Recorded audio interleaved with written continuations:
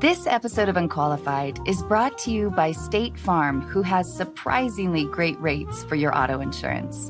In 1999, my mom recorded me in our family room, delivering the lines for what I thought was a horror movie. My mom read the other roles, and I thought she gave a much better performance than I did. There was even a moment when I seriously considered not sending the tape because that would require a trip to the post office and an entire day's salary for postage. Not that I had a paying job. I was surprised when I received a phone call asking if I could audition in person. Then I realized that the casting director must have mixed up my tape with someone else's. I could have pointed out the error, but I'd never been to LA and wanted to go.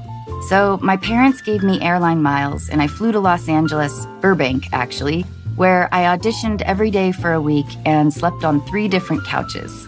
At the week's end, my friend with the least comfortable couch offered to drive me to the airport, and because at the time it was hard to find good Mexican food in Washington State, I wanted one last burrito.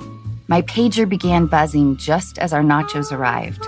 There was a payphone in the back of the restaurant, and when I returned the page, I was told that I got the role. It was one of the biggest surprises of my life.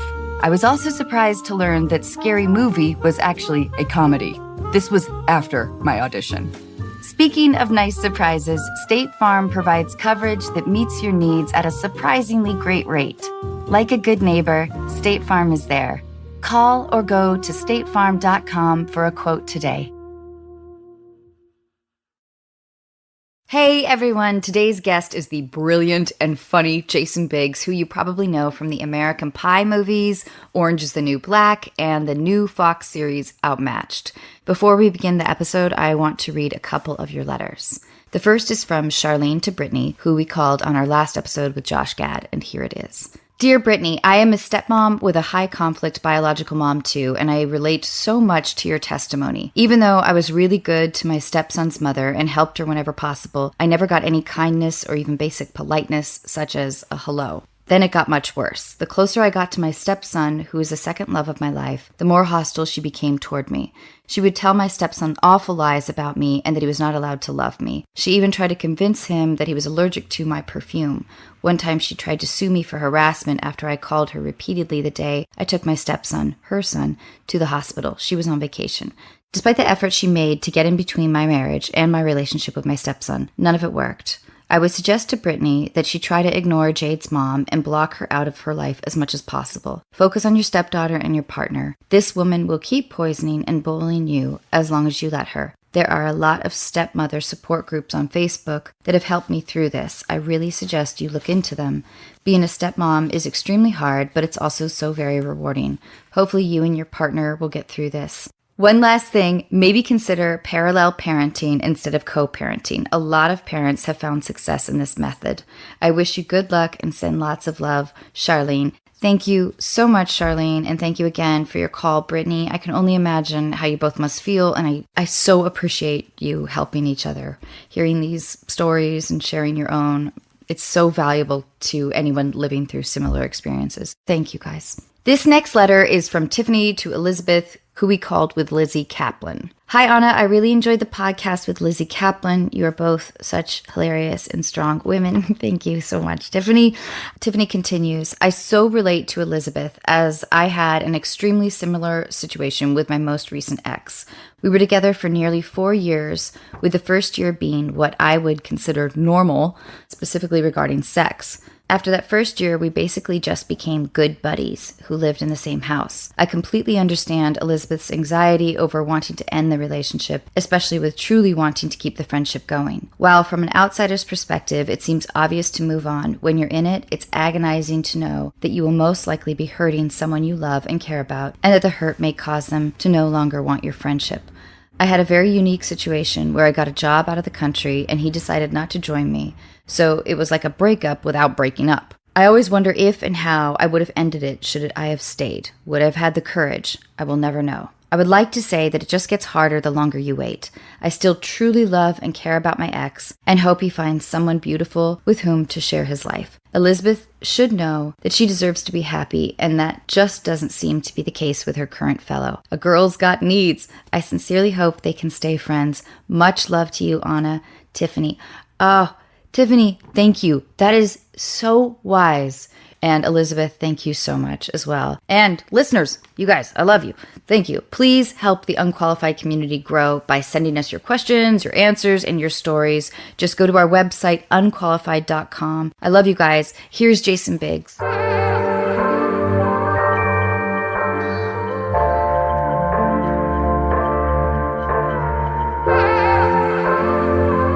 Ladies and gentlemen, you are listening to Unqualified with your host, Anna Faris. That idea of saying something and really meaning it. Yeah. Where I'm going with this. So I have a friend of mine who was Egyptian. And Is this a past tense friend? She passed out. She passed away. Well, I love it. She actually was the funniest person I've ever met in my life. I'm She was my best friend. She was incredible. Her name was Naveen Mahmood. And she was a stage manager in New York. And I met her doing a play 20 years ago or something. Anyway, she was incredible. But she would use this word that would mean because I feel like you say something like, I promise I'll be there. I'm going to be there at your opening, or I'm going to do this, really? And I swear to God, I'll be there. And then it's like, you end up not showing up. You're like, but you said, I swear to God. You're like, well, I don't really. I feel like it's not something that holds the same, or I promise. You say, I promise. It just doesn't land anymore. We've taken it for granted way too many times. But there's this word in Arabic, and I am going to mess up the pronunciation, something like wallahi or something like wallahi, that. But we butchered it intentionally, and it became this word that we would use all the time called waha. So if you said something and you really, really meant it, whether it was, oh my God, this thing happened to me yesterday, waha. Oh my God, this guy crashed into my car and he got out and he pulled a gun. And you're like, wait, what? And you're like, waha, really? This really happened. And so it became this phrase, this term that we would use all the time. I really like this. To the point now, even she's been now dead for quite a few years, I still use it all the time with my family. My kids now know it.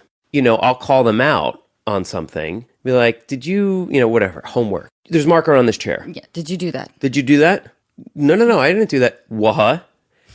And they'll literally stop in their tracks and be like, yeah, I did it. You can't lie to the waha. You cannot. It is like sacred. I love this. It is a sacred word. And I feel like now that she's dead, actually, I get to play up the sacredness of it even more. You're for sure. You have to honor her. You have to honor her. So anyway, so waha is our word. But how did we get on that? We get on that because we need other words for love, and what were the other ones? Love, hate, and sorry. And sorry. Because I came in here saying I'm sorry. And then I'm sorry because I knocked something over. Yes, but I say sorry. Well, we all do for a multitude of reasons. And I would say 60 to 70% of the time, I don't really mean it. Right. It's not like I'm going to. It's not like you're feeling really bad about it. It's like, oh, I'm sorry. I messed up my line. Sorry. Yeah. And then there's the moments where it's like, oh, shit, I'm sorry. I really need to apologize. Yeah. That there's times where an apology is necessary. It's weirdly never happened to me. I totally believe that. That was a sweet laugh. Are you good at laughter? I don't know. Do you ever have to do fake laughter? Like in a role, like acting? Yeah. Yeah. And it always sounds fake at first, but then I figure, yeah. How? What's your trick? Because I can't do it well. I don't know what the trick. I don't know if I have a Janney trick. told me that she's like, pretend you're getting punched in the stomach. Oh, that's interesting. So go like, ha! I still can't. But no, that was pretty good. That's actually good advice. I don't know. Maybe I am good at it. I feel like I've done a lot of fake laughing in my day, in my real life, probably. That's why. I think that in acting, actually, we don't have to laugh as much as we do in life, especially with multicam. You're kind of not. Yeah, you don't laugh that frequently. They're supposed to laugh. Exactly. The audience laughs, and you're supposed to be like, well, this crazy scenario is normal. Exactly. Even though you're delivering the most absurd of lines in the most absurd of moments, you're supposed to play it like it's not absurd at all. Yeah, right. Therein lies the humor. Yeah, totally. It's true. But in real life, oh my gosh, plenty of fake laughing. Plenty of fake laughing. All the time. Wait, no. But not in your family life, like with No. people you're close to. It's not like if your wife Just says like something random interactions, funny. though. I mean, I don't know. You're a comedian, right? Surely you have people come up to you thinking they're saying the funniest thing in the world to you all the time. Does that not happen to you? No, it never happens to me. What? Mostly people are like, "Oh yeah, my mom loves your show." Okay, fair enough. I don't know. Maybe Isn't that- maybe it's American Pie. I don't know what it is, but I literally I bring bet. out something, especially in dudes, that makes them want to like make what they think is the funniest, wittiest comment. Of course, thinking it's the first time I've ever heard it. Can you think I of just- one right now? Is that putting you on the spot? Like how many times? Like, do you like apple pie? Yeah, for as an example, Right. you know, like whatever it is. But honestly, I've either gotten better at it or worse at it, depending on how you look at it. I think I'm not as quick with a courtesy laugh. Do you want to know something embarrassing? What? Last night, I was asking Michael, I said, I know Jason and I have met like at least a dozen times. Mm-hmm. But I don't know when and I don't know where. Am I losing my mind? You're not, because I'm in the same boat. And is that and I think, insulting, though? No, not at No, all. First so he of said- all, I think a dozen is generous. Okay. I feel like in my hazy memory of it all as well, I would have guessed 5, 6 times. Okay. I remember once Uh-oh. having a conversation I was with hoping you wouldn't remember anything. No. But the only thing about this conversation is I remember you talking about being from Seattle. Are you from Seattle? Yes? And I remember, so I guess this was like late 90s. You came down from Seattle with a boyfriend from Seattle. Is that correct? You are not totally incorrect. Okay. So how am I not incorrect? Well, I was cast in this brilliant film called Lover's Lane. I was a local hire. Mm-hmm. I changed in the porta potty into my cheerleading outfit, which was my only wardrobe. I get gutted, and it looks like I'm having an orgasm as I get gutted. Okay, perfect. Yeah, there's a lot of like, ugh. Nobody teaches you how to die in acting class, do they? I don't know. Anyway, but, I wouldn't know. But no, I met my first husband. He eventually dies in the movie as well. But he was from Oregon, but lived in LA. But after doing this low budget horror movie, I have my parents' old Honda Accord. So I moved down here. So you came down. Yeah, but I was crushing hard on the actor that I met. Got it. Yeah. And he became your first husband. Yeah. So that's when I met you. I met you with that guy. I wonder where we were. It must have been a house party. We were always doing house parties back in House those parties. days. It was always house parties.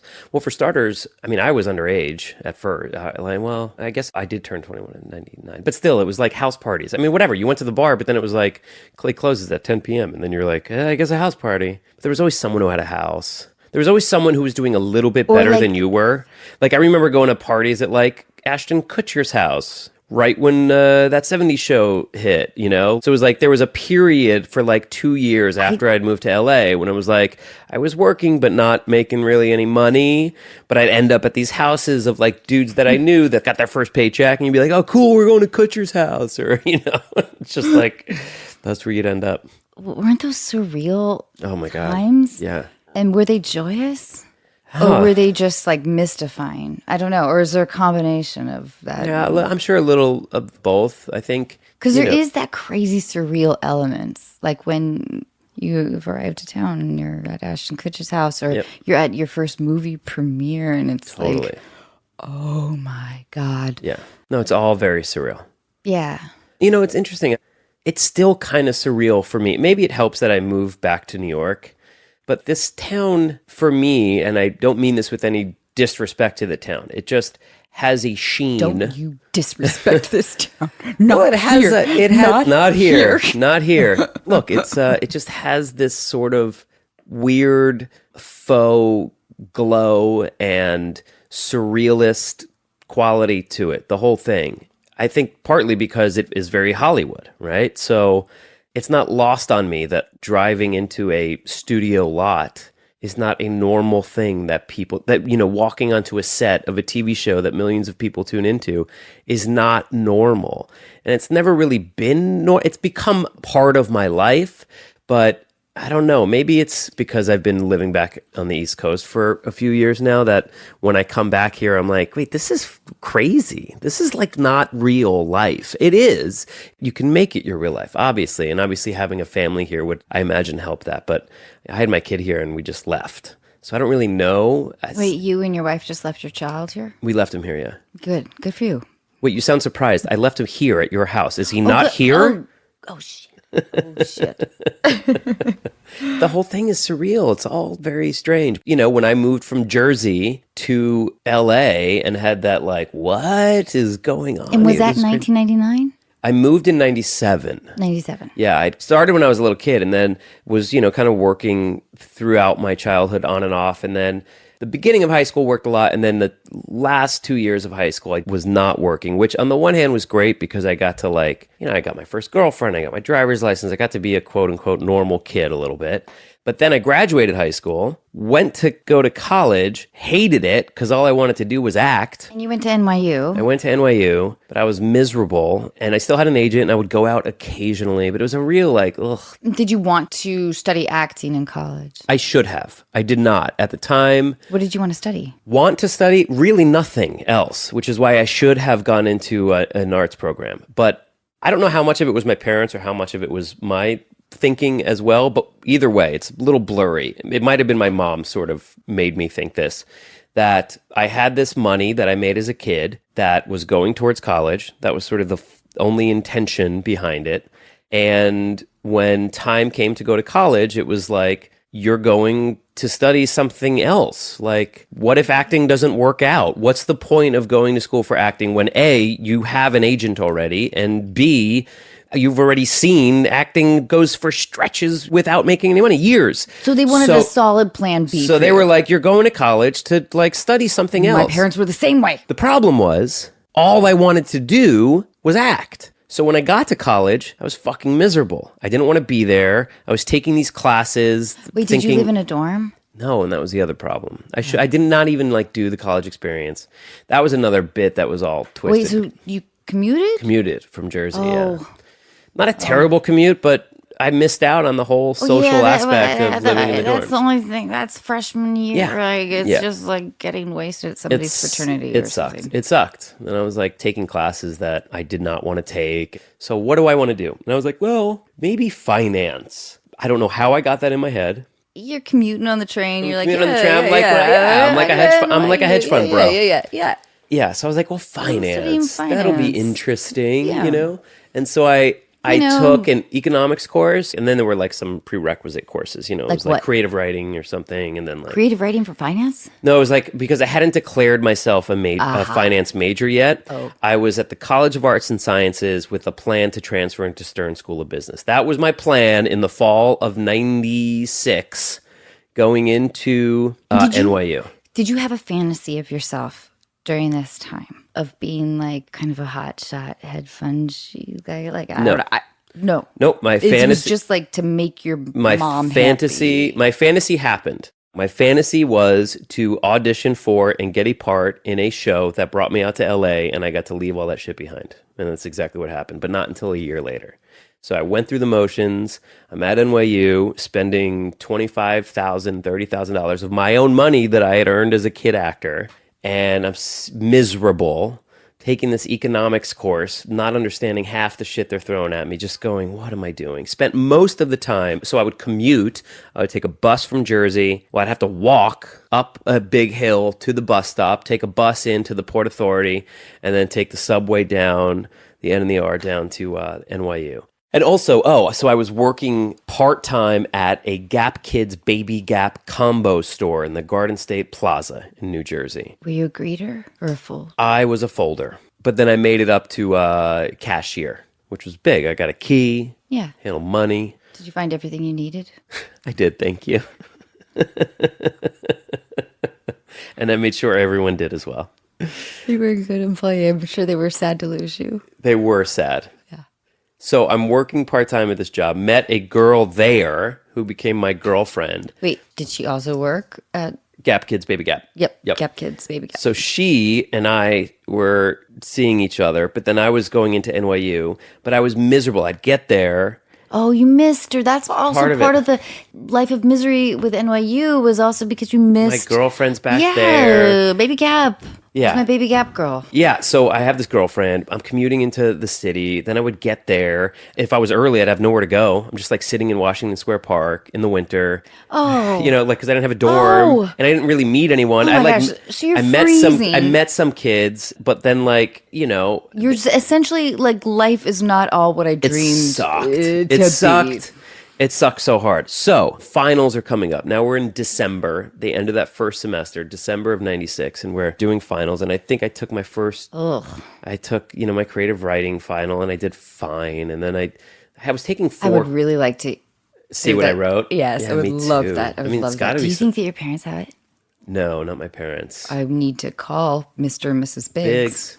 and ask them if they still have your college papers. Incidentally, TMZ called Mr. and Mrs. Biggs today. No way. I get a voicemail from my dad who's like, "Hey, Chase, hey, listen, buddy, I just got off the phone. I just got this phone call. You never believe it. I got this phone call from TMZ. The lady said, here's her name. Hold on, I wrote it down. Okay, here's it says her name.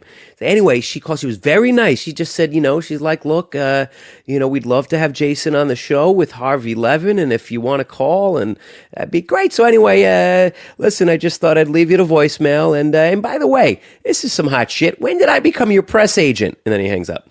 That was the message I got from my dad. Did you call him back? What was I what was literally the just scoop? got it right now. Oh no! What is the scoop? But the point is Why this: is TMZ why calling? the fuck is TMZ calling? Well, we gotta find out. I can't believe we haven't found this out yet. No, because then I wrote my publicist and I was like, hey, so TMZ is calling my parents' home line, their landline in New Jersey. And they're weirdly thrilled. And my parents are kind of excited about it, asking for an interview with me to go on with Harvey Levin. And she's like, my publicist was like, what? I said, yeah. She goes, yeah, they pitched me for you and I politely passed. So I guess they were like, that's not good enough. We're going to find your parents. Like, that's going to make me want to go on? Oh, you tracked my fucking dad down in New Jersey? Oh, you know what? Sorry. Yes, I'd love to be on the show. I didn't realize my publicist had politely passed. Since you talked to my dad, yes, I guess I should go on. I mean, what? Is that hilarious? I don't know. I bet they were really protective. Of course. I don't know. My dad, it's like they're protective, but my mom would have been a little more suspect. I think Oh, yes. My mom is too. My mom would have been way more like, how did you get this number? Or, okay, I'll talk to Jason. Whereas my dad was like, oh, okay, I'm sure, I'll let him know. Do you want to know my theory about that? Women are trained at a younger age to be suspicious. Yeah, I'm sure. Yeah. You just accepted that. I believe that. You didn't even question it. I'm not going to question that. Yeah, all right. See, I'm suspicious about why you're not questioning it. Jenny is very much of that sort of mindset. Yeah, I bet our parents are not dissimilar. Yeah. Yeah. Okay, are you okay with crying? Like, do you cry ever? Because in real life? Yeah. Yeah.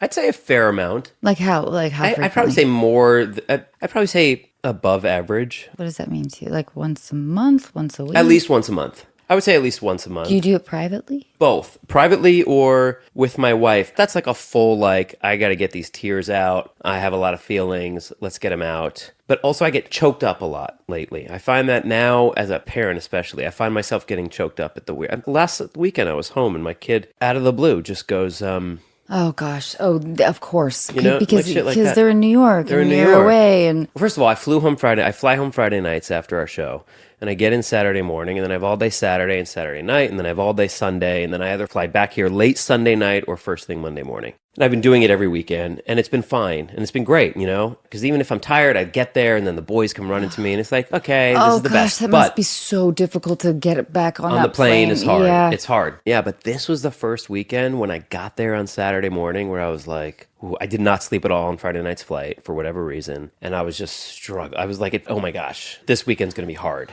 So I get there and it's great. Obviously, see the boys. It's awesome. But right away, there's stuff. And Jenny, when I show up on the weekend, she's like, deuces, later. I'm out because she's been with them all week, Right. of course. So she, it's like I'm there not just to see the boys, but I'm there to relieve her a bit too. And how old are the boys? 6 and 2. Oh boy. So it's full on. Yeah.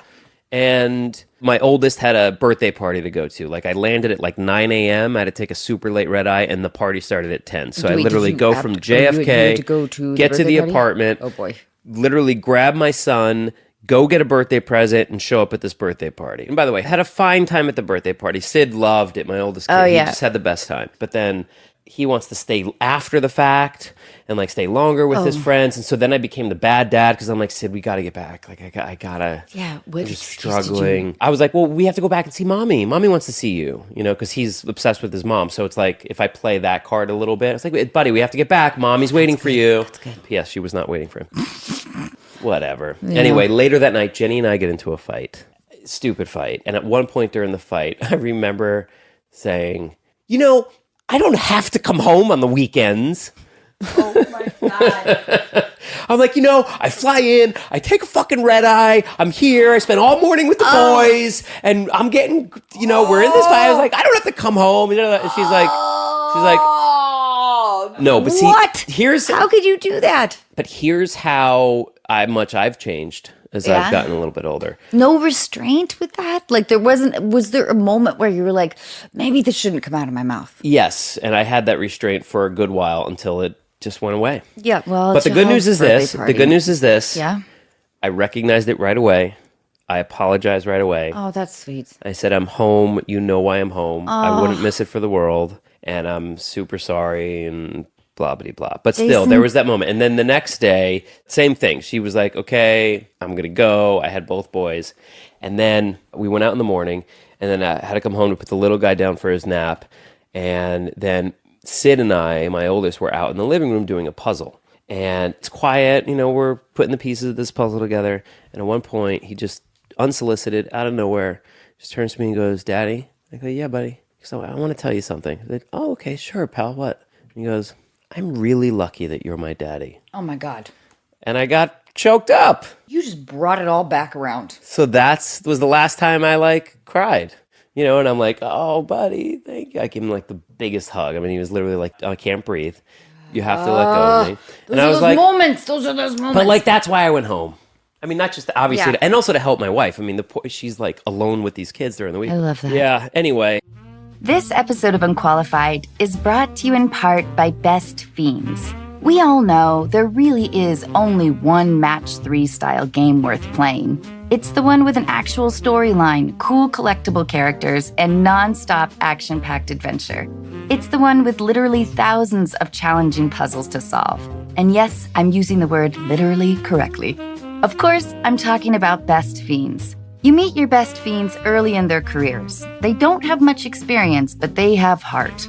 I recognized a little piece of myself in each of them. And so I began to assemble the perfect team. I watched them grow as we solved puzzle after puzzle, working hard and playing hard. Today, my best fiends are ready to go anytime and anywhere. I'm really proud of what they have become. With new challenges and levels added all the time, there's never a boring moment. So download Best Fiends free today on the App Store or Google Play. That's friends without the R. Best Fiends. But I cry a lot. Why did you ask? Because I don't cry very frequently. No. And my mom was always like, if she ever saw me crying, she was like, you're not a victim. Don't you feel sorry for yourself? You have, and which is true. Yeah, but that can backfire. But so I still have a hard time crying in general, especially if I have to do a crying scene. I use the menthol sticks, which is like cheating, because I can't get there. But no, I was just thinking about that today. A friend of mine was telling me that hormones are released through tears, and they're different from onion tears. And it sort of recalibrates your emotions. Yeah, I think so. Recalibrates your whole makeup. And I think it would be hormonal healthy for me if I learned how to cry without feeling completely ashamed. In recent years, I've definitely cried a lot more. And I think part of it is being a parent. And I didn't know I could love something that much. I'm dealing with an emotion that is so extreme that I can't help but think of loss. I mean, that's where my head goes, is God forbid. Look, we've already had some shit in New York. There was a terrorist attack not too long ago. My kid was nearby. I wasn't with my kid. That alone is enough to go, your head goes to these fucking places. And it's funny because I used to give my mom so much shit. Mom, stop. I'm going to be fine. I'd be going out in high school. Call me when you get to, Mom, get back the fucking hell. I'm fine. Dude, I so get it now. There's this notion like when you're not with them and you can't protect them right there in person, it's like, oh my God, what could happen? And it's so hard for me to not spin about that, but I'm working on it. But I mean, that idea that like you love something so much that, oh my God, what if it wasn't here? Would your wife and kids ever move here temporarily? Or how do you feel about that? I think, if I'm on mom, yeah, we're all out here for sure. We got to see. This is a short first season. It literally hasn't premiered yet, so we have no idea what we're working with. We had a kind of a weird scenario last year where when the show got picked up and they thought it was maybe going to be for the fall and we weren't sure how many episodes. So we had a lot of sort of possibilities. And one of the possibilities we entertained was, oh, are we all going out to LA? Once we found out it was only 10 episodes, maybe a couple more. And especially once we found out that it was mid-season, we're like, it doesn't make sense. My oldest started kindergarten this year in New York. We're too settled. It's too much. Now, if the show works, if there's like a full order for a second season, then we have that conversation again. But honestly, we're just taking it, really just trying to take it one thing at a time. That feels so smart. Because, it's like, okay, maybe the show does okay. And, we do get a second season, but it's not a full second season. It's like, you gotta, I don't know, there's just a lot to consider. So do you guys shoot Outmatched at Fox? Yeah. And is there a live audience? There is, yeah. And how do you feel about Love that? it. I love it too. It's the best. I love it too. They're so forgiving. It's the best. The multi-camera sitcom. It's deceptively difficult, right? Yeah, because the idea is that in the best case scenario for the viewer, it's easy. You hear it, you see it, you know when to laugh, you hopefully do laugh, but it's easy watching in its best form. But in order to get to that place, both from the writing and the performance standpoint, it's actually quite difficult. It's a very specific formula. I equate it to a song. Everyone has to know how to sing the song. There's a very specific rhythm to it. It's a very melodic thing that not everyone can just drop into and sing along with, right? So from the way the jokes are written, to the way they're performed, to the timing of the joke delivery, to the alternate reading of the joke, it's a formula. I love the idea of the musicality, but I also think there's a combination of being like a baseball player. Like, okay, here's where I'm up to bat. Here's where I pitch. Yep, and here's totally. where I'm like on the outfield. Knowing your position, which changes constantly from line to line. Yeah. And it's ego bruising sometimes and ego gratifying sometimes. I always think about like every day of the week, there's like a different, very specific amount of stress. It feels like in our industry, the stakes are so high. Yeah.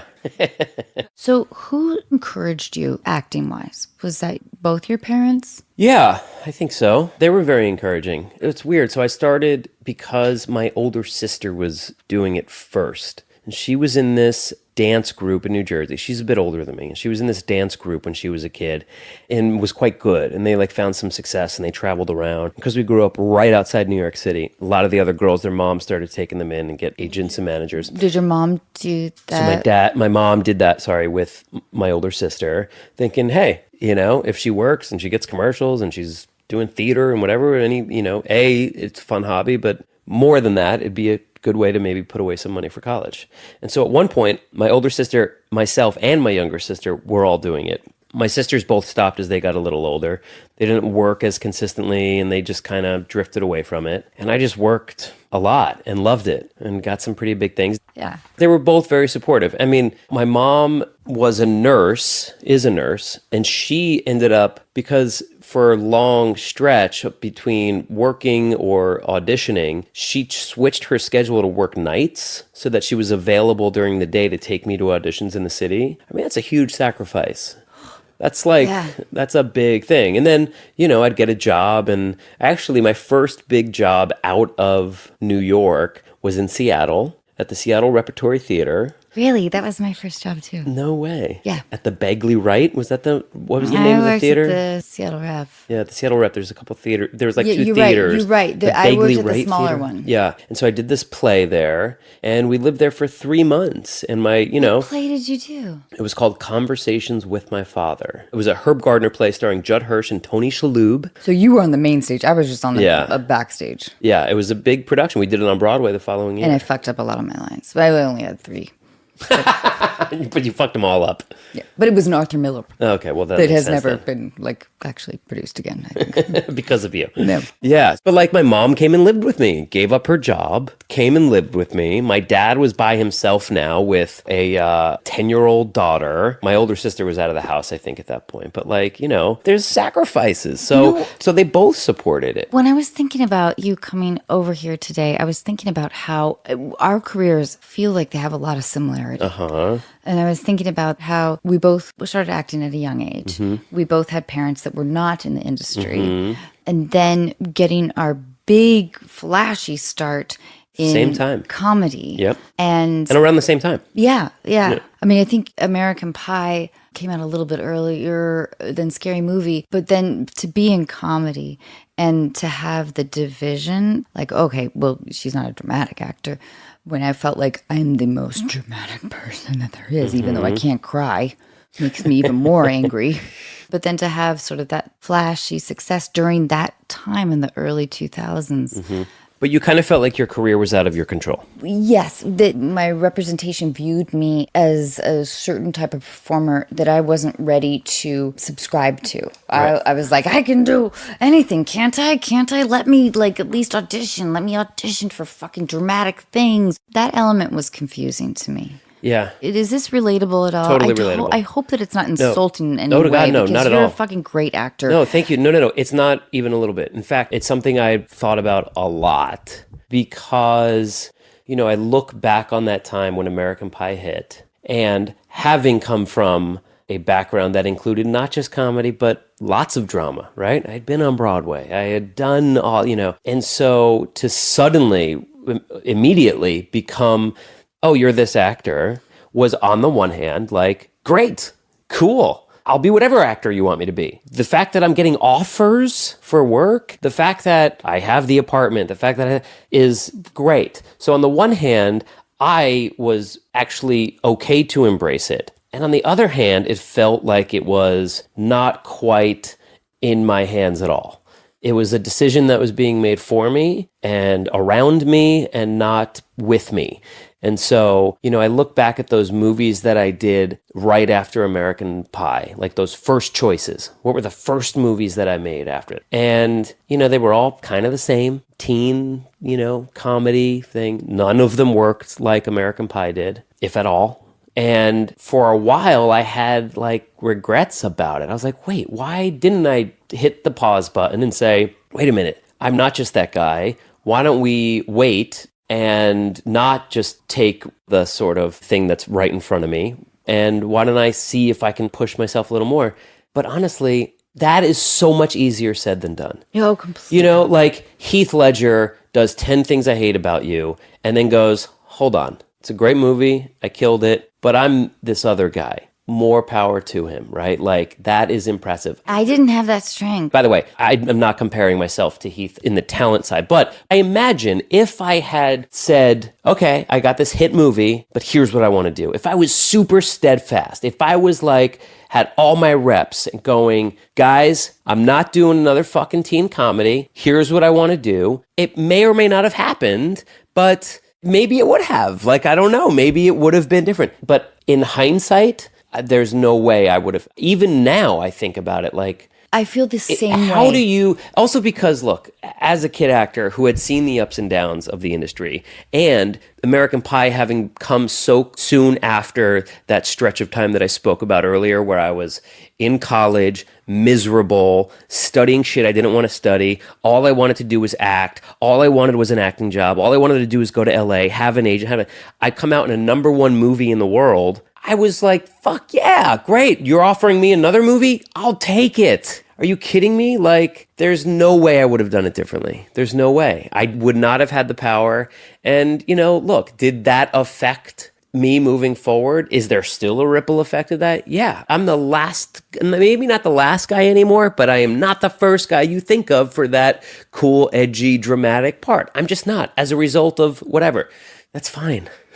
It's really fine. It's true that we get to fucking go to work and say sometimes stupid words, sometimes beautiful words, and perform and emote. I'm so fortunate. And a lot of that is growing up, I think. A lot of that is, for me, having kids now and having a family. The stakes are raised exponentially. For me, moving back to New York was a really big moment in my life because I have a completely different perspective. What does New York give you, though, that LA doesn't? Is it a soothing balm in some way? It's a very soothing balm, but it's also exposure to everything else besides Hollywood.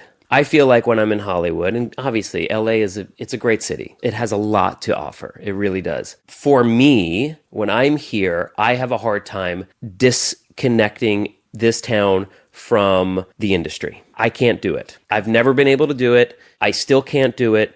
And so for me, New York allows me to do that. It allows me to take a step back and see that life is about a lot more than this industry that we're in. So when I do get work out here, I have an appreciation for it that is way different. The last multi-camera sitcom that I did was in 2011, I think. I loved the job. It was a great job, but I'm sure there was a little bit of me that was like, I wish I was on a 1 hour. You're so right. That is so specific. And right now, doing Outmatched, and again, it's early days, I don't want to be doing anything else. I am so grateful to have this job, to be able to show up, to do this work. And also, by the way, it's funny how these things work out for you. I live in New York now. If there's a job that I'm going to have that doesn't shoot in New York, this is the best case scenario. With hiatus weeks, being able to go home every weekend, not worrying about shooting until 4 a.m. I mean, being able to FaceTime my kids every single day. And what's also awesome about the multicam scenario, this is one of the things that I enjoy the most, being a mom, is that we are working, we're on the floor. Yeah. Like I'm not sitting in my trailer. Yeah, waiting around. Yeah. Totally. But I love the work. There's so much of it that I love. Friday nights when you're taping and you do a couple passes and then the writers come in with alts. Yeah. And you're like, oh, this is fun. Oh my God, that's terrifying. I love it. Oh, I hate it. Oh, I don't hate it. I love it. But I'll break out into a sweat. Oh, that's and interesting. It's like my gorgeous BO is starting to emerge. And I'm like, oh, what was that funny line that they just told me? Oh my God. Yeah. And then they hate it when I start to say the line, but I know I'm going to fuck it up. Do you ever do that? Yeah, because they're like, don't spoil it. Yes. Just stop. Just come back and ask me. Totally. Yeah. And then I'm just like, and I'm not an actor that can shrug it off easily. Right. I'll start tripping. Yeah, a little bit. Yeah. I get it. Yeah. When you were in high school, though, and you took like a Spanish test. Italian. You took Italian? Yeah. Wait, how well do you speak Italian? Not well at all. Did you ever study abroad? No, but I did once get pulled over on a road trip in Italy with a girl that I had just met. Where? This sounds romantic. And this is so before sunrise. Yeah, it was actually really nice. It was like this girl that I had met in London. I was already planning this road trip. I had to get to a film festival in Croatia, and I started in London. This is so I'd very press in romantic. London. I'd press in London promoting this Woody Allen movie, and then a week later, I agreed to go to this film festival. It sounded awesome in the hills of Croatia and Istria. And I was like, yeah, I'll go. But then I had a week, and I was like, well, I'm not going to go home. I was living in LA. I'm like, I'm not going to go back. I'll just hang out in Europe for a while. And my buddy that accompanied me to London couldn't stay with me. So I'm like, I'm going to rent a car, and I'm going to drive through Europe. And I will get to Croatia, and I will be there for when I need to be there. Where did you pick up the car? I ended up picking it up in the south of France. So I flew or took a train to Paris. But first, I'm at a dinner in London. And I was there with our good friend who lives in London and his sister and his sister's best friend.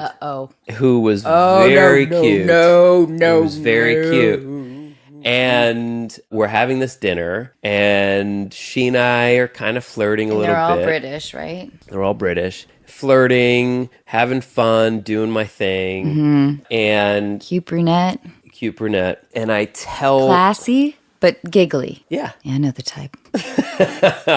So they were like, so what are you doing, Jason? You're like going to, I go, yeah. I'm like, I'm going to rent a car. I've and got I'm gonna a week to get there. drive through Europe. And they're like, Yep. what? Are you serious? The And I was like, Croatian yeah. Film Festival. I have to And- be there in a week. Yeah. And they were like, you're going by yourself? I said, yeah, that's the plan. I mean, I guess. And then my friend's sister turned to her friend and was like, well, aren't you like in between jobs right now? I Don't really want to name her. You want to give her a name? Yeah, you want me to give her a really real name or no? I feel like it should No? be I feel like like no. something like Tossie or like or One syllable. One Fran. syllable. Okay, one syllable. Fran? No, not sexy enough. Claire? Shut up. No way. Ha Score! Come on. Yeah, Claire. Dude, Claire, that Claire, is Claire. impressive. That is impressive. Wow. Okay. Yeah. So I'm like, and she was like, "Oh, come on," and I was like, "Actually, no, really. Do you want to go?" Meanwhile, we just met, and I was like, "Oh, come with me. Let's go. It'll be fun. We're gonna love it. We're gonna I drive. love I'm this driving kind of through. spontaneity. What are you doing for the next week?" And she's like, "Well, nothing, I guess." I was like, "Come with me." She's like, "All right." And so that next day, well, first of all, we immediately start hooking up. Sure. So as soon as right after that dinner, things got romantic, and it's like, oh, Well, you and we're both going have on to the know trip. what you're getting into. If you're We knew going we knew what we were getting into. So we were hooking up. The next day, I made sure everything was booked, and I made modifications to the trip. Now knowing that I was having this girl that I was, You mean instead of staying in a hostel, you stayed the Four Seasons? I was always going to stay at the Four Seasons, but now I'm having an Eiffel Tower view. Now I'm going to stop in Lake Como instead of going to wherever, right? So I did this whole crazy thing. Oh, that's And awesome. it ended up being this like crazy, hot, cool trip. But how did it end, though? In Croatia, she had to get back. I had like one night in Croatia, and she had to leave before I did, and I was like bummed. But- Like I missed her. I was crushing on her, and then that was sort of. Where did you have to go? She had to go back to work or something. Yeah, but who gets to leave for a week immediately? Something like she was about to start a new job, maybe. Like it was a week away. She was like, "Oh, I'm still around for something like that." You're not sure. Okay, well, anyway, maybe she just wanted an out. Just Any event. No. She didn't want an out. She just had other shit she didn't tell you about. Oh, interesting. Okay, so then I what don't know. happened? So she went back. I flew her back. I did the kind. film festival, and then I had to go back to L.A. And then I was in L.A. and she was in London. And then we like emailed a little bit, but then like life just kind of went on. But then I had to go. I made like another trip to London. I don't know, like a couple months later. Yeah. We hooked up again. I just called her and we Yeah? hooked up again. And then she was in L.A. at one point. Oh, wait, what were the red flags, though? Like, was there something that she said at one point that was like, that seems a little funky? Because it seems a little bit unclear to you about what she did for a living. Things are not adding up in this story, Jason. Yeah, I don't quite remember. I believe You're asking everything too many questions. I know, I'm Just sorry. know that it was hot. It was We hot. had a good It was time. hot. It We was hooked up hot. again on a later trip I had to London, and then we hooked up again like years later. Whoa. Because then I had like ended up having a girlfriend for years, and then randomly she was in LA, and and we hooked up like one more time, and then that's it. And I have no idea. That's all she wrote. But it was a dope trip. Yeah, that sounds really fun. There's nothing like that exhilaration of like, what kind of adventure are we going to have? And feeling secure in your own self-absorption. Yeah, totally. Like, I'm the only thing that matters. yeah. And that's okay. Yeah. Do you find this to be similar for you? I'm selfish now, but in a different way. I used to be selfish in the way that most, I guess, 20-year-olds are selfish, but especially 20-year-olds that are, sort of given the world as an actor in major feature films and, not told no very often and have money, et cetera, where it was just like, in hindsight now, I realize just how self-consumed I was. Then nothing else mattered in the world except my next move. Now I'm selfish in a different way. It's a self-care way. I went through this whole phase of like realizing that the world is not about me, that there are other things that are way more important than me right in front of me, my kids, etc. But now I'm in this big, like, I need to take care of myself. It's okay to have these feelings. It's okay to feel this. It's okay to say that. It's okay to take time for me. And I'm being selfish now in that regard, but it's in a way different sort of style. Oh, that sounds like you're being really generous to your family. Yeah.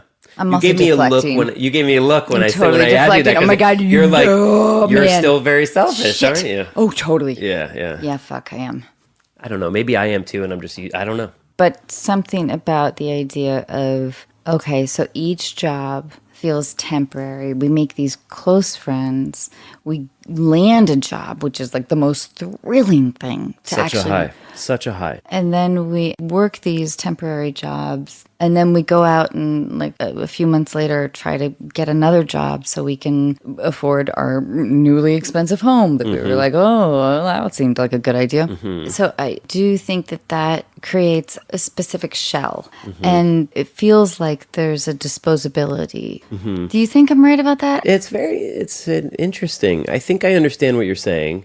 This idea of being disposable, because you're not wrong about that. We are a dime a dozen. I think sometimes that people who are making decisions sometimes in our industry. Feel that. Yes. Sure.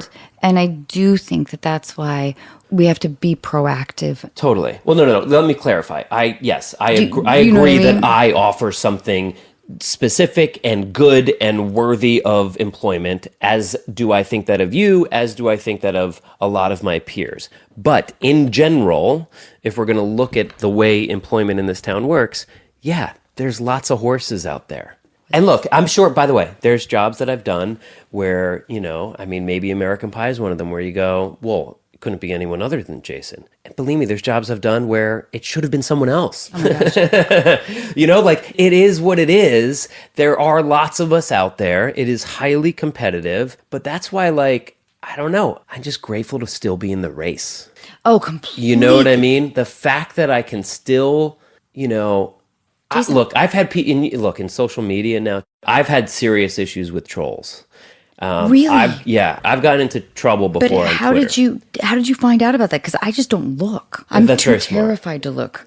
For a period of time, I was sort of hung up on this idea. Basically, when social media really started taking off, like when Twitter started taking off in 2009, 10, when it was mostly comedians and a couple of news outlets. Back when you could be funny on Twitter, and I saw for me an opportunity because I was in a bit of a sort of weird place career-wise, where I was still like the American Pie guy, but that was it. But I wasn't working really, and it was just kind of a really weird time for me.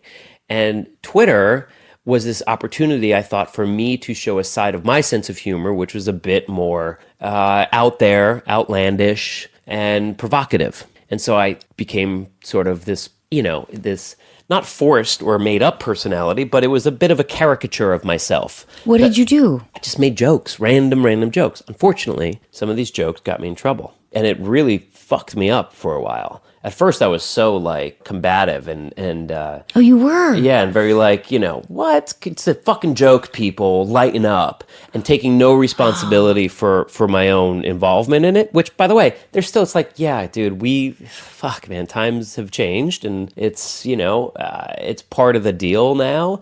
But at the time, it was, I was very what? I can't make a joke about this? Oh. So I dealt with a lot of, well, for starters, I had death threats, okay? But also just a lot of people saying, you're washed up, you're done, you'll never work again, what, fuck you. And by the way, when I would make a good joke, I would get all these people, and by the way, my followers grew and grew and grew. So really, it was a very vocal minority of people. But the minority sometimes But the hurts minority so bad, hurts they so stings. bad, I right? know. So the Yep. majority of people didn't even know that I was in trouble for a tweet. They just liked it, laughed, and moved on. But then there was this other group of people that were like, what? And it was a story on Fox News, and then it was da-da-da-da-da, and then I was in trouble with my employers, and then all the shit was happening. And I would read these comments from this minority, but Yeah. there's a part of me right now that's sitting here because even, in my darkest days, you start to believe that shit. I know. You go, holy shit. Yeah. Oh my God, I am washed up. Holy shit, I haven't done anything since da-da-da-da. And I am just making jokes on Twitter. And this person really does hate me. Oh my God, if people hate me, I'm never going to get employed again. And da-da-da-da. I know that people talk about this a lot, but it does feel very true that you could get 20 nice things said about you. And then there's that one thing that stings so hard. I started Twitter the same, and I started just like fucking around. Like I Yeah. would be like, oh yeah, here's a day in the life of like, I don't know, I'm like brushing my teeth. Like who's going to, like I have 4 followers. And then it started to become this idea of a bigger responsibility that started to become scary. Not that I felt threatened, but that my career would be threatened. Yeah. Oh yeah. No, it actually right. handcuffs you a little bit. Oh, See, I completely. thought the opposite too. I thought it was an opportunity to break out, to rebrand. Yeah. And Or then like this is my chance to be like and it ended up being something yes. that actually felt like it was hurting me. Yeah. And I had to actually take a major step back from it and be like, hey, okay. This episode of Unqualified is brought to you in part by Intuit, powering products like TurboTax, QuickBooks, Mint, and Credit Karma. Intuit works for what you work for, and it was only recently that I found out they were working for me. I've been using QuickBooks for years and more recently began using Mint, which is an easy way to create monthly budgets. It was a bit surprising to realize how much I could save by learning how to make coffee. With Intuit, artificial intelligence can predict your future cash flow, recognize a misplaced digit in an account or routing number, and even connect users with live experts who can assist with navigating life changes or help with unique tax situations. Everything is automatically organized as you track your personal or business expenses by scanning receipts, invoices, and other financial documents, while smart budgeting tools let you know before you overspend. Innovative features like these make managing your finances simple, but as you probably already knew, innovation is at the core of everything Intuit does. Discover how Intuit's products can help you see what's possible at intuit.com. That's INTUIT.com.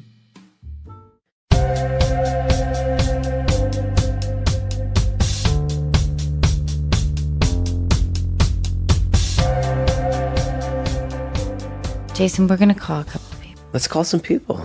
Okay. Hello. Hi, is this Andrea? Yes. Hi. Hi, Andrea. I'm here with Jason Biggs. It's Anna. Hi. Thank you for calling. I appreciate it. Will you tell us what's going on? Yeah. So about 8 years ago, we had a good friend of ours who is my best friend's husband. He came and approached my husband to borrow some money. He was having some difficulties paying his mortgage. My husband came to me and I was immediately kind of uncomfortable with the idea. I didn't want to come into between our friendship. I was worried about, okay, well, what if he doesn't pay us back? My husband was insistent, saying, hey, he'll pay us back. It won't be a big deal. He just needs this temporary loan. We'll put in a payment plan and everything. And I still was very hesitant about it. And I said, you know what? I don't think it's a good idea. But at the same time, my husband makes significantly more money than I do. So I felt a little like maybe I didn't have as much of a say in if he wanted to lend this money, especially if it wasn't going to put us in like financial straits. So I kind of distanced myself from this decision and I said, okay, listen, if I don't want to do it, but if you want to do it, it's your decision, and just know that I don't agree with it. So he ends up lending this money, and then a few months later, he ends up lending some more. And, you know, every once in a while I would bring up, oh, you know, has he paid anything back? And, you know, oh, yeah, he'll get to it. And then after a few years, I just kind of stopped asking. You know, I'd bring it up every once in a while and say, hey, how's this loan going? And he would ask our friend about it, and he would pay him $100 here or there. My biggest problem was that he made my husband, and in turn me, promise not to tell his wife, who is one of my best friends. Oh, boy. Yeah. So this whole time, we're basically keeping this giant secret from her because he can't figure out his finances. So about a year ago, we were planning a vacation with our group of friends who they are a part of. And we had kind of planned it with a couple other friends, and it was at a time we knew that this other couple couldn't go. So we didn't really include them in the planning process. Well, we sent an email to everybody and say, hey, you know, we're doing this if you want to join us. Well, our friend ends up texting my husband and reaming him out, saying we were being inconsiderate and bad friends because we didn't take into consideration that they couldn't go on this vacation. And at that point, I was like, hold the phone. Like, you're telling us that we're bad friends because we didn't invite you on a vacation that clearly we have lent you a whole bunch of money and you probably shouldn't go on anyway. Mm-hmm. And then we also, on top of that, found out that his house almost went under foreclosure again. So obviously, all the money that we lent him was just a Band-Aid, and he hasn't figured out anything. And we're still keeping this a secret from my friend. So I told my husband, I said, okay, hey, you have to talk to him and say either he starts paying us back or I tell my best friend, because I'm really starting to get sick of it. So, of course, my husband says, okay, yeah, I'll talk to him. Talks to him, and then basically our friend says, well, if I tell her, then our marriage is over, and you will have ended our marriage. What? That's so what? So we got that layer. So what? No, So no, no. somehow that's it of my No, fault. no, no. That's not your problem. You got to tell her. No. I totally disagree. What do you think? Okay, having lent large amounts of money to people in my life, it totally affects a friendship. It just is a complicating thing. But do you like your husband's friend? I mean, do you like him as a person? Yeah.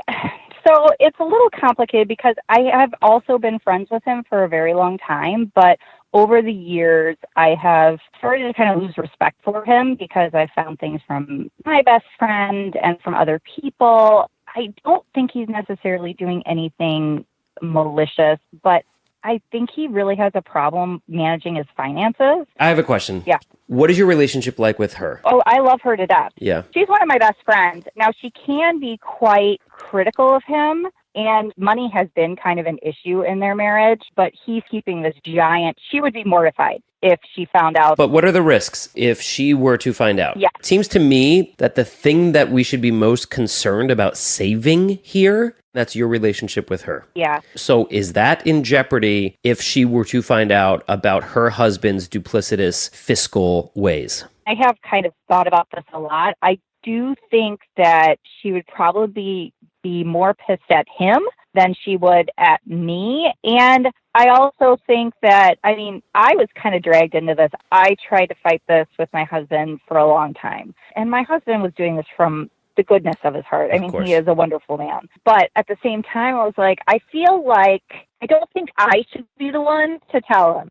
How would you and your husband be if all these revelations came to surface? It's already been a stressor on our relationship because I told him, I was like, our friend is manipulating him because he knows that, you know, my husband is this genuinely nice person who just wants to help. And I told him, I was like, he is manipulating you. So, Andrea, wait, I have a slightly different angle. So, do you guys have sort of a close-knit female friend community? Yeah, I mean, we all hang around with each other. We all went to college together. We've all been friends for like 20 plus years. And other people in our group of friends know that we lent this money. Basically, everybody knows except for my best friend. Jason and I are looking at each other like we both have really strong opinions right now.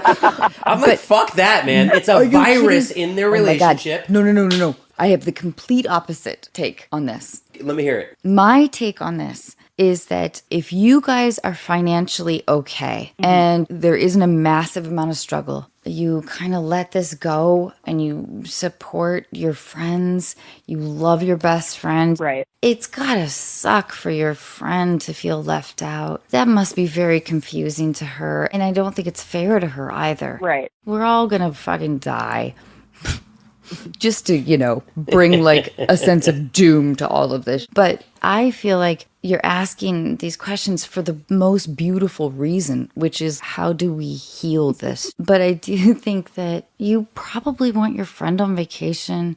You probably want everything to be copacetic. You probably want everyone to feel a sense of happiness together. And how great would it be if you guys all got to sweep over some of this shit, which will be hard. And there may be late night conversations with your husband that are like, why did you do that again? Oh, yeah. And I basically told my husband we should just consider it a gift and we're never going to get it back. Totally. My whole issue is the fact that he's keeping it from his wife. Because I'm afraid that one day, either he goes through this issue again, he has to borrow money from somebody else, and he's still keeping this a secret from his wife. I totally hear you. And I was in a position a few years ago where I gave a friend of mine a large sum of money as she was getting married because she didn't want her fiance to know that she was in a lot of debt. And I told her, if you're ever in a position to pay me back, that'd be awesome. But otherwise, let's consider this a gift and let's not talk about it again. I wanted to support her. Right. Even though there's like 3% of me that has a chip on my shoulder about it. Right. It's tricky ethically. I understand what you're going through because it does feel like you want to protect your friend and you want to make sure that she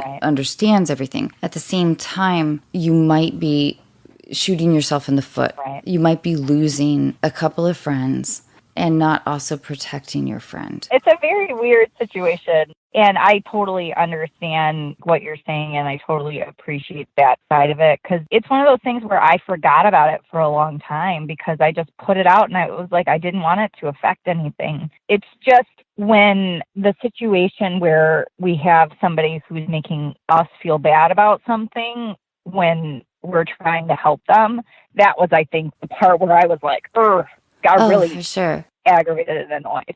But you know, I think, Andrea, the best thing is to support your friend. I wouldn't ostracize her, like, because she's probably already kind of confused if her husband is doing some things that she doesn't know about. There could be more, whatever. Right. Probably on some gut level she knows. Right. It might not be that she knows where exactly the money came from. Could be that she doesn't want to explore it. But for you, in 10 years from now, you'll look back and hopefully still be dear friends. Right. And that's what I'm hoping for. I'm just hoping it doesn't come out in some sort of weird way and then we get dragged down deeper into it. Yes, I hear what you're saying. So worst case scenario is that she finds out that you guys lent her husband money without her knowledge. But that feels like something that you can easily say to her, I knew about this. I thought it was personal. I think it's like for you guys to work out. I love you and I want to do whatever I can to support you in whatever you want to do. If she views it as a betrayal in whatever way, that feels absurd in my opinion. But this is like such an amazing opportunity for you to think about 7 years from now.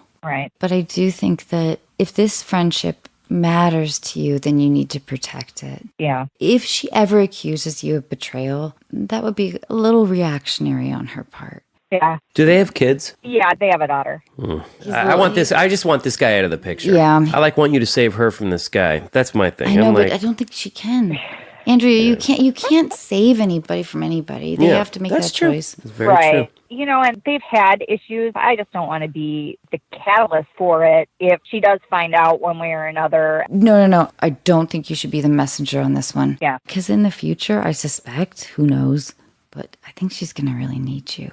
And I think that you and your husband, if you guys can invite them on the vacation or whatever, like maybe that's too much or whatever, but she's going to need you. I know she is. Yeah. It might be a few years, but she's going to need you. Yeah. So loving her and protecting her. And by protecting her, I mean not telling her at this moment. Yeah. Well, I appreciate this. This made me feel so much better. Did I? Or was I like the bearer of bad news? I don't know. No, I mean, it's not an easy situation. It's been hard because I haven't really been able to talk to a lot of people about this. If your friend's husband was cheating on her and you knew about it, that's a whole other bag of worms. But he's keeping. Right. They are married. They have a kid. They are financially. You disagree with me? I told you from the beginning I do. Yeah, but that clarifies it for me. What is the difference between him cheating with a woman and him cheating on his finances? Like, they are married, right? It is a big secret that he's keeping from her. Can't be the messenger. That's fine, but the original question was, should we give the husband the ultimatum? Should we be like, you have to... Look, the husband is being a dick, it sounds like. He's like, you know what is Jason? He saying? He chewed out her husband, Andrea's husband, saying that we were being inconsiderate by planning a trip that we knew... Fuck you, dude. You're cheating. You're basically cheating on your wife. You're lying to her, and you're going to give me shit? Jason. Fuck you. Oh, okay. Dude's being shady. Dude's being shady, but it's too much for a friend to handle being the deliverer of news like this. Andrea's husband has to deal with the other husband. And the shit about like, well, if I can't tell her because she'll leave me. That's not your fucking problem. It's not your husband's problem. It's not your problem, Andrea. That's his problem. Right. He got himself into this mess. That's what I told my husband. So I told him that he should get our friend to tell her and that. Yes. How did he respond to that? My husband did it. He said, you've got to tell her. And then the whole, my marriage would end. And then my husband got real sad. And he said, I don't want to end their marriage. And that was about it. He wouldn't be ending their marriage. I know he wouldn't be ending their marriage, but my husband would feel that way. Like, he doesn't want to cause any pain. Why should you be suffering because someone else's dick moves? I hate that. Everyone needs to own their shit. Yeah. Hey, that's true. The only problem is I don't want Andrea to lose friendships over being the messenger. Yeah. That's a position that people should not be put in. Yes, that I totally understand. It sounds to me like it's a strong enough friendship that it will survive this. And if it doesn't, then you have to look at the friendship as well. Like, But she can't be the messenger. But here's what they can do is say to the husband, Yes. we are not going to be hanging out with you anymore. We cannot have your poison in our lives until you deal with your fucking wife. I don't think Andrea can do that. I don't know if we solved anything. That's okay. I appreciate all the advice. It definitely gives me a lot to think about. Just remember, when you compromise his parachute, make sure no one catches you. Okay? That's all. Have a great trip. Bye, Andrea. Thank you. Thank you.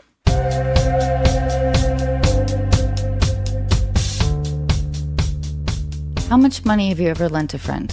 Honestly, not a lot. I've lent some family members some money, but like nothing like wild. But I know what happens on the other end of it, and I just would rather avoid it. What, anger? No one has been Shanking? What happens No, on the other just end of the it? resentment and the sort of, Okay, But fine. it also opens a floodgate that I've just never wanted to open, at least with the people that have come Okay. to me. I like giving gifts. Like what? Like what's the best gift you've ever given? Not to your wife Right. or to your kids. What is the best gift? Oh, man. It's my parents, and I've given them a couple things. Like kind of after First American Pie, or maybe second, or whatever it was, when I had a little bit of dough. I got them, you ready for this? New aluminum siding for their house.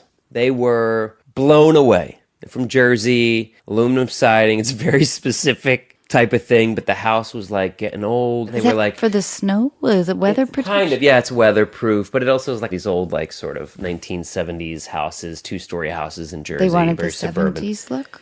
Well, no, the house You is from didn't the go 70s. with like a cedar? No, Like because they Cape didn't want to stand Cod. out. That would have been too fancy. That would have been too much. Sure. My mom cried. Come on. That's pretty sweet. Yeah. Well, Jason, thank you so much. And I never even got to introduce you. Should we start from the beginning? Yeah. So wait, when can we see your show? Thursday night on Fox, 8:30, after Last Man Standing. Thank you so much for being here. Thank you, I could Anna. not love you more. Oh. Maybe I should send your parents a gift. You should. Some new kind siding. of- It's been yeah, actually now siding. 15 years. The siding could be replaced again. Yeah, well, now you're on a hit sitcom, whatever. Hits. Like, Hasn't even aired. You're just so used to saying that you're on a hit sitcom that when you say the word sitcom, you just automatically put the word so hit in front of you're it. so right. I can't separate words anymore. Thank you, Jason.